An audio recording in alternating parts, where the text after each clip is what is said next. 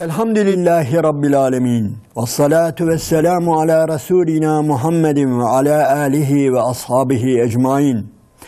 Allah'ın selamı, rahmeti, bereketi üzerinize olsun aziz ve muhterem kardeşlerim. Kur'an İklimi programında birlikteyiz ve Tevbe suresi üzerinde sohbet ediyoruz. Ve 15. ayeti kerimedeyiz ve bu ayeti kerime özellikle heyecanlı bütün gençlerimiz tarafından, cihadı bilen, cihat hakkında birazcık malumatı olan bütün kardeşlerimiz tarafından bilinen bir ayeti kerimedir. Biliyorsunuz bundan önceki ayeti kerimede ey iman edenler, eğer yani babalarınız ve ağabeyleriniz küfrü imana tercih etmişlerse, küfrü daha çok seviyorlarsa sakının ha, onları veli edinmeyiniz, vekil edinmeyiniz kendinize. Kim bunu yaparsa o zalimlerin ta kendisidir buyurmuştu ve devam ediyor. Bismillahirrahmanirrahim. Kul in kâne âbâukum. De ki eğer babalarınız ve ebnâukum, evlatlarınız, oğullarınız ve ihvanukum, kardeşleriniz ve ezvacukum, eşleriniz ve aşiratukum, aşiretiniz, tercüme etmeye gerek yok. Sülaleniz, aşiretiniz ve emvalun gteraftumuha, kazandığınız mallarınız, başka ve ticaretün tahşevne kesadeha, bozulmasından, kesada uğramasından korktuğunuz ticaretiniz ve mesakinü terdavneha, o hoşnut olduğunuz meskenleriniz, evleriniz var ya, eğer ehabbe ileykum, size daha sevimli ise, kimden? Minallahi, Allah'tan. Başka? Ve rasulihi, Resulünden, ve cihadin fi sebilihi, onun yolunda, Allah yolunda cihad etmekten daha sevimli ise feterabbasu. O zaman bekleyin. O zaman neyi bekleyecek? Başınıza gelecek olanı bekleyiniz. Feterabbasu hatta ye'tiyallahu bi emri. Allah'ın emri gelinceye kadar gözetleyin, bekleyin, başınıza ne geliyor? Akıbetiniz ne oluyor? Vallahu la yehdil kavmel fasikin. Allah hiçbir zaman fasık bir topluluğu hidayete erdirmez buyuruyor. Muhterem izleyenlerim, eğer dikkat etmişseniz birinci ayette önce iki kişiden bahsediyor. Yani babalarınız ve kardeşleriniz eğer küfrü daha çok sevmişlerse onları veli edinmeyiniz diyor. Ama ikinci ayeti kerimede işin içerisine başkalarını da katıyor. Ve mesele birazcık daha genişliyor. Nasıl genişliyor? Sadece şahısların çoğalmasıyla değil. Birinci ayeti kerimede veli edinmekti. Burada veli edinmekten de ziyade sevmek. Eğer size sevgili geliyorsa evleriniz, ki özellikle evleri anlatırken ve mesakinü terdavneha, o hoşnut olduğunuz, memnun olduğunuz, içinde sükunet bulduğunuz evleriniz, bozulmasından korktuğunuz ticaretiniz, kazana geldiğiniz mallarınız ve dikkat ediniz buraya oğullar giriyor. Yani bunun anlamı şudur. Birincisinde veli ve vekil edinmek biraz daha netti. Burada veli ve vekil edinilmez bunların bir kısmı. Öyle değil mi? Mesela bir insanın oğlu, evladı kendisinin velisi değildir. O onun velisidir ama o öteki onun velisi değildir. Eşler de böyledir, aşiret de böyledir, toplum da böyledir. Ama burada daha genel bir, Allah-u Teala işi biraz daha genişletiyor. Yani eğer bunları seviyorsanız, yani ki bir insan en çok bunları sever dünyada, öyle değil mi? Burası çok önemli. Yani sıradan bir insanın en çok sevdiği nedir? Yani babalarıdır, evlatlarıdır, kardeşleridir, eşleridir, aşiretidir, malıdır, mülküdür ve evidir.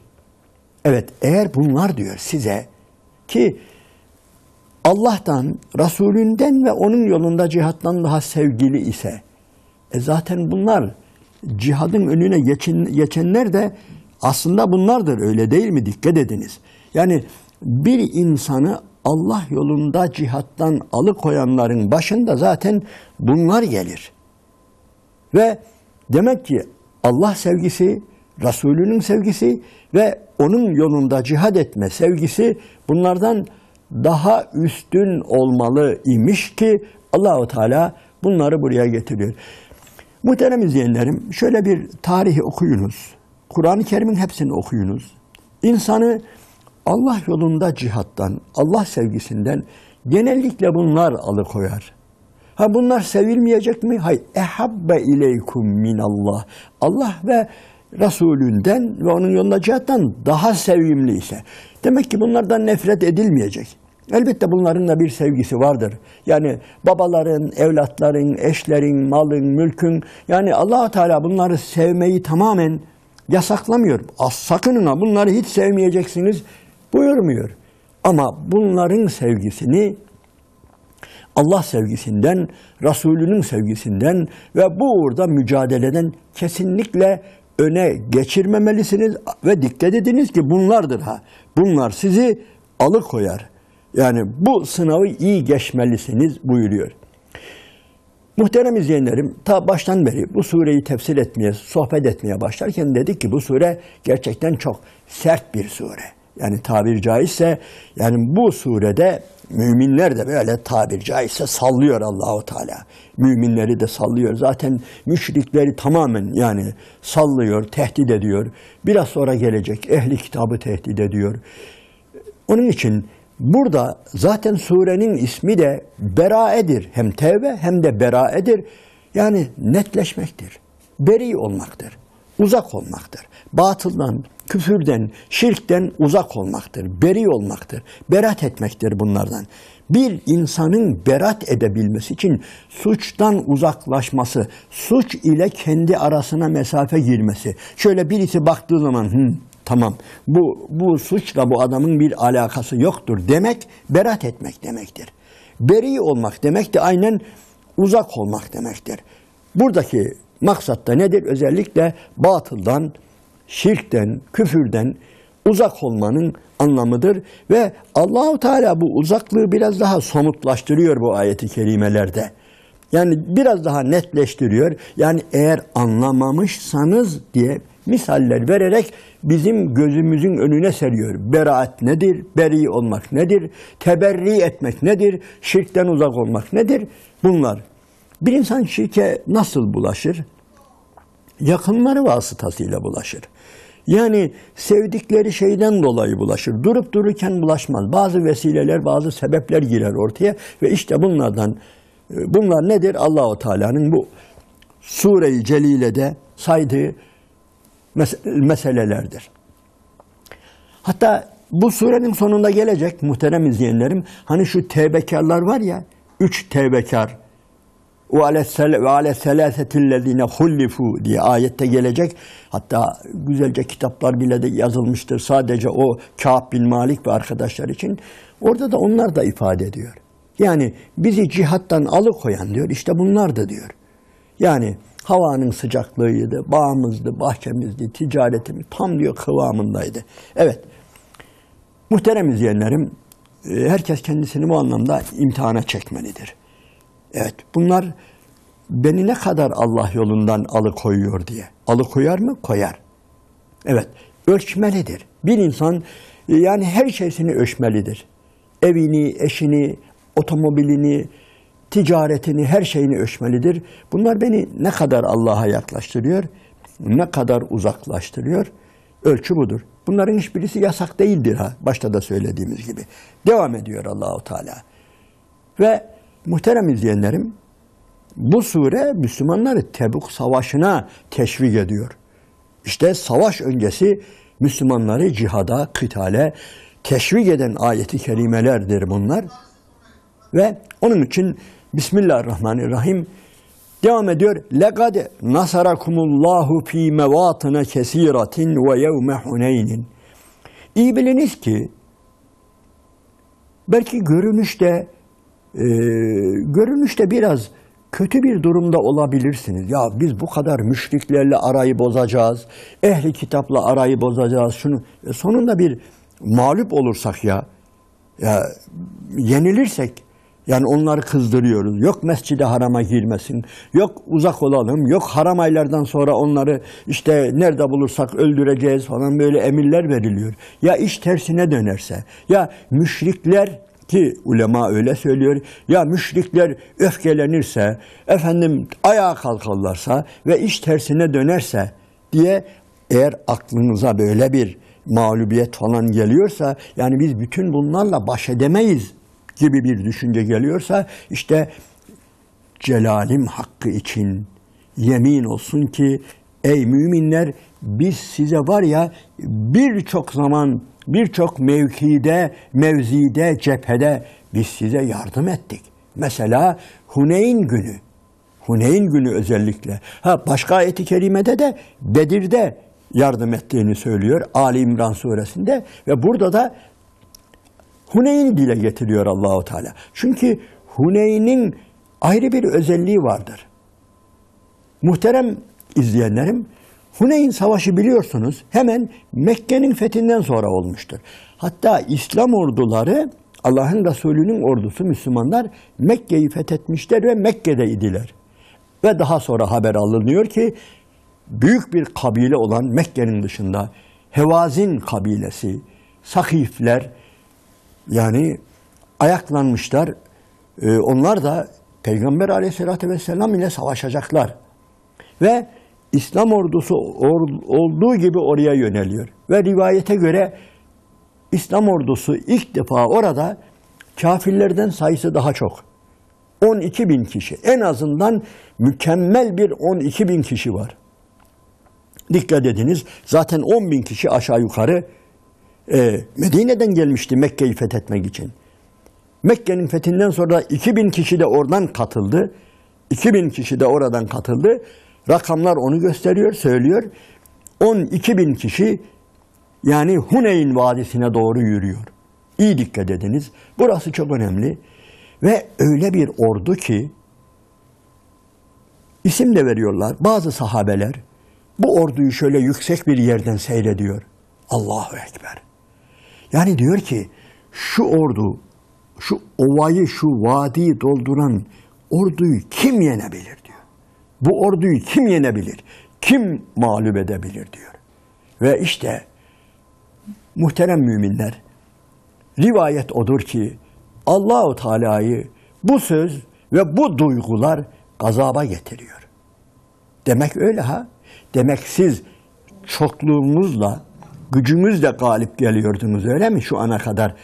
Bir takım savaşlarda galip geldiğinizde demek böyle kendi gücünüzden, kuvvetinizden, çokluğunuzdan öyle mi? Haydi buyurun.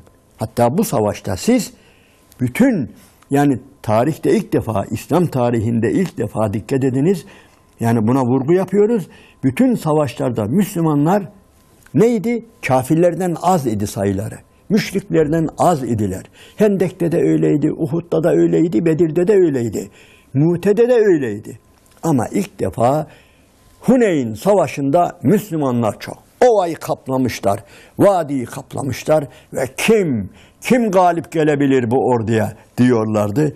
İşte İz acebetkum kesretukum. Sizi şaşırtmıştı diyor çokluğunuz. Çokluğunuz sizi şaşırtmıştı. Hayret ediyordunuz. Öylesine çoktunuz. Fakat felem tuğni ankum şey'en. Hiçbir fayda vermedi size. Sizin bu çokluğunuz var ya, size gelecek belayı hiç de önleyemedi. Size hiç de bir fayda veremedi. Ve dâgat aleykumul ardu bimâ rahubet. Hatta yeryüzü öylesine geniş olmasına rağmen size dar gelmişti. Sizi sıkmıştı diyor. O kadar daralmıştınız diyor. Rivayete göre İslam ordusu Huneyn'e varırken Hevazin kabilesinin okçuları pusuya yatıyor. Aziz ve muhterem kardeşlerim. İslam tarihinde geniş geniş anlatılır bu olay. Hatta bu Huneyn Savaşı'nın ganimetleri falan enine boyuna anlatılır. İnşallah yeri geldiğince başka bir vesileyle yani bu olaya tekrar dikkat çekeceğiz. Ama okçular pusuya yatmıştı diyor. Müşriklerin Hevazin kabilesinin Sakif kabilesinin okçuları pusuya yatmışlardı ve İslam ordusu saldırıya geçince okçular da birdenbire pusudan çıkıp İslam ordusuna saldırdılar ve öncelikle o öncülerin hepsi dağıldılar. Neye uğradığını şaşırdılar. Müslümanların öncü kuvvetleri o okçularla muhatap olan, karşılaşan kesimi panikledi, bozguna uğradı ve bu defa arka tarafta bozguna uğradı. Arka tarafta bozguna uğradı kaçışmadan ve o koskoca ordudan aziz ve muhterem kardeşlerim, bir rivayete göre Allah'ın Resulü'nün etrafında 12 kişi kaldılar. Hepsi perem oldu, dağıldı. Ama Allah'ın Resulü yerinden bir adım geriye atmadığı gibi, paniklemediği gibi olanca heybetiyle, cesaretiyle, şecaatıyla bütün Müslümanları etrafına çağırdı. Geliniz, ben buradayım, ben Abdülmuttalib'in oğluyum, ben yalancı değilim. Yani niye öyle diyor? Çünkü birileri ne diyor biliyor musunuz?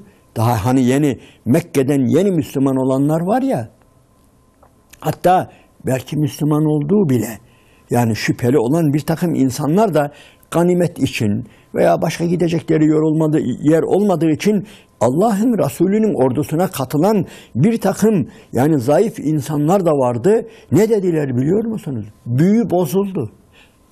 Tılsım bozuldu. Sihir bozuldu. Yani bitti. Yani İslam denilen bir şey yok artık. Yalanmış hepsi. Muhammed de yalancıymış haşa. Yani bu din de yalanmış. İşte bakın bitti burada. Perem oldular ve onların da sonu geldi.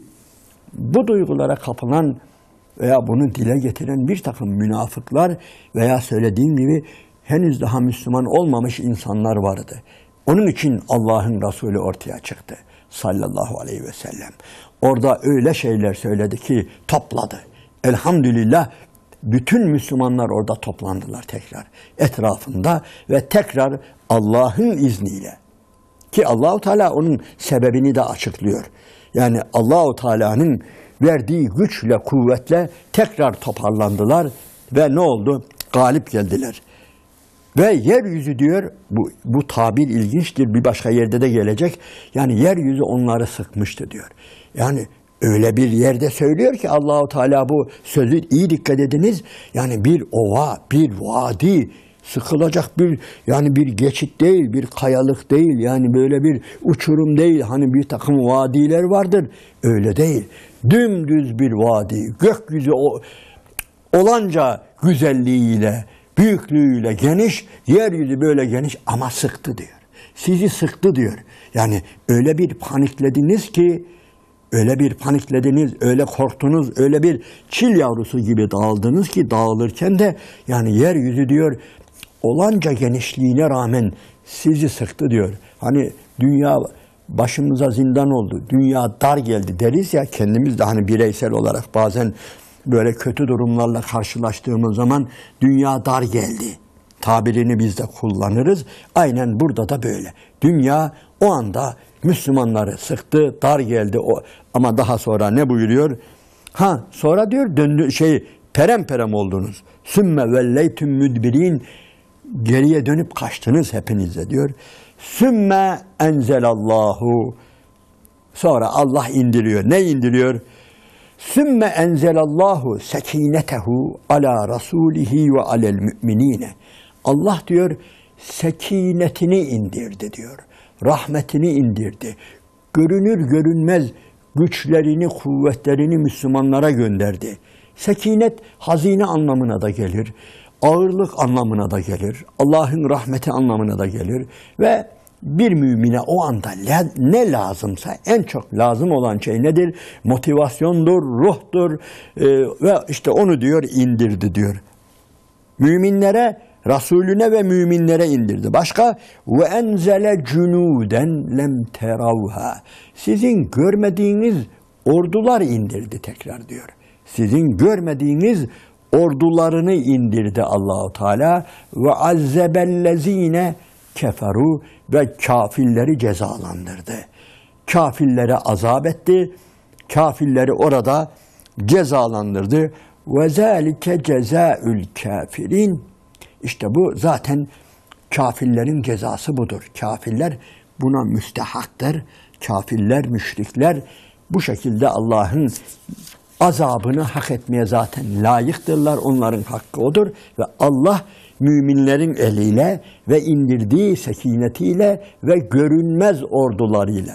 Evet, görünmez orduları tabirini Allah-u Teala burada bu surede ve birkaç yerde bu surede bir daha gelecek kullanıyor. Başka surelerde de kullanıyor. Fetih suresinde biliyorsunuz kullanıyor. Yani Allah-u Teala'nın orduları vardır. Yani Allah-u Teala'nın orduları vardır. Velillahi cunudus semavati vel ard. Yerlerin ve göklerin bütün orduları Allah-u Teala'ya aittir buyuruyor. Evet, Allah-u Teala'ya aittir ve Allah azizdir. Allah azizdir, hakimdir ve Allah-u Teala'ya kimse galip gelemez. Resulüne de galip gelemez. İşte bu orduları vasıtasıyla. Devam ediyor. Bismillahirrahmanirrahim. Sümme yetubullahu min ba'di zalike ala men yeşâ. Bundan sonra da diyor Allah-u Teala dilediğini affeder. O affedici olan Allah dilediğini affeder. Vallahu gafurur rahim. Allah gafurdur ve rahimdir. Muhterem izleyenlerim, bu ayet-i kerimede de çok ciddi bir şey var. Yani hemen dikkat çekmiyor ama önemli bir bölüm var. Nedir biliyor musunuz? Bu arada hem Müslümanlar hem kafirler acaba Allah-u Teala bu Huneyn'deki yendiğimiz müşriklerin hepsini şimdi kılıçtan mı geçireceğiz? Bu hem Müslümanların aklına geliyor. Burası çok önemli. Koskoca bir kabile, Hevazin kabilesi, Sakif kabilesi mağlup ediliyor, yeniliyor ve on binlerce koyun, deve ganimet olarak alınıyor ve bu arada hem Müslümanların kalbine bir şey geliyor hem de müşriklerin. Ne olacak? Şimdi ne olacak? Evet, mağlup edildi. Bir ordu mağlup edildi. Ne olacak? Kılıçtan mı geçireceğiz?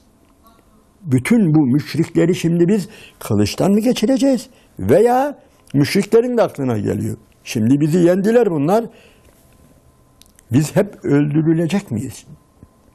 İşte Allah-u Teala onlara bir kapı açıyor. Burası çok önemli. Allah-u Teala onlara bir boşluk bırakıyor. Bir kapı açıyor. Bir şans tanıyor. Bir imkan tanıyor. Ve bu müminleri de ferahlandırıyor. Niye? Müminler de yenmelerine rağmen Hevazin kabilesini, binlerce insanı yenmelerine rağmen yani öldürmek, tekrar bir de kılıçtan o esir alınanları tekrar kılıçtan geçirmek istemiyorlar. Vicdanları, merhametleri buna el vermiyor. Yani gönül ister ki bunlar yani Müslüman olsunlar. Yani bunlar affa mazhar olsunlar istiyorlar. Ve müşrikler de öyle değil de en azından öldürülmesek diye gönüllerinden bir şey var. Ve Allah-u Teala işte bu duyguyu dile getiriyor. Ve Allah diyor sümme yetubullah. Sümme Allah, sonra diyor Allah'ın affı geldi. Bundan sonra Allah'ın affı. Allah bunları affedecek. Eğer dilerse diyor. Dilerse nedir? Müslüman olurlarsa. Ve aziz ve muhterem izleyenlerim, bu koskoca kabile oturuyor, düşünüyor. Mekke fethedilmiş. Arap dünyasının, Arap Yarımadası'nın önemli bir bölümü ele geçirilmiş. Ve başka bir çıkar yol yok. Ve bu yol iyi bir yol. Evet, ilk etapta direndik bu Muhammed'e karşı sallallahu aleyhi ve selleme. Onunla savaştık ama bu ilelebet böyle gitmez. Yani biz hep bunlarla durmadan savaşacak değiliz diyor. Allah gönüllerini yumuşatıyor. Ve onların hepsi de daha sonra Müslüman oluyorlar. Zaten zafer de budur. Fetih de budur. Ha, onları zoraki kılıç zoruyla Müslüman yapmıyor ama yani yol oraya çıkıyor. Yani bütün Araplar Müslüman olmuşlar. Niye diretecekler ki batıl dinleri üzerinde? Görüyorlar. Allah'ın Resulü ile muhatap oluyorlar ve ondan sonra Müslüman oluyorlar. Elhamdülillah biz de bir Müslüman olarak bundan ne yaparız? Zevk duyarız, mutluluk duyarız. Evet. Bundan sonra ehli kitapla ilgili ayet-i kerimeler geliyor. Müşrikler bu şekilde yani aşağı yukarı tamamlandılar ve şimdi başka ayet-i kerimeler geliyor. Ehli kitabı anlatan ayet-i kerimeler geliyor. Kaldığımız yerden inşallah daha sonraki sohbetimizde devam ederiz. Allah'ın selamı, rahmeti, bereketi üzerinize olsun aziz ve muhterem kardeşlerim.